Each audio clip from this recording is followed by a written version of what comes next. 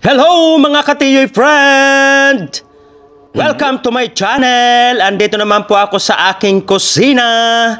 At syempre, ipapakita ko sa inyo yung aking ginawang burong baboy. Burong pork ribs baboy. Ayan. Ginawa ko lang yan sa loob ng 3 araw mga katiyoy friend. Linagyan ko ng konting asin, merong kanin at saka merong bawang. So ayan, magtataka kayo kung bakit may kulay green dyan sa loob. Abay, ang bawang yan mga katiyoy.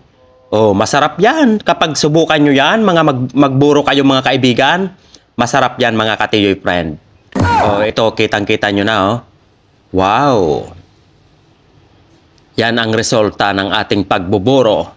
Hindi po yan maamoy mga kaibigan. At lalo't hindi yan maamoy kapag ating pinirito. Oh, tingnan nyo, ipiprito na natin yan. Oh, kitang-kita nyo? Wow! Oh, di ba? Napakabango ng amoy niyan dahil sa bawang. At ito na nga, nagkukulay brown na siya, mga ka-TV friend. Sarap naman ito iulam, mga kaibigan. At meron kang sausawan na may kamatis. At merong konting lemon. Dagyan mo yan. Merong konting toyo. Ay, solve ka na! Oh. O yun, ito na yung finished product natin. Napakaluto. Sarap niya na ating buro, mga kaibigan. Hindi yan maalat-alat. Sakto lang ang alat niyan, mga katiyoy friend. At syempre, dahil meron tayong mga tira-tirang gulay sa ating rep. Meron tayong kalabasa. Syempre, meron tayong Baguio beans. Ayun, no? Ayan. O, meron din tayong cabbage.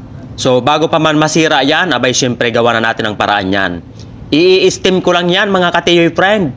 Inilagay ko na po yan sa ating rice cooker. I-steam lang natin yan ng madalian para hindi siya ma-overcook. Oh, yan ang ipapartner natin sa ating bagoong. Oh, ito na siya. Naka-ready na. Luto na yung ating steamed vegetables. Oh, syempre, ano pang inaantay natin, mga katiyoy? Abay, syempre, kailangan kainin na natin yan habang mainit-init pa. Oh, kitang-kita nyo yung ating bagoong. Oh. Wow! Sarap papakin yan.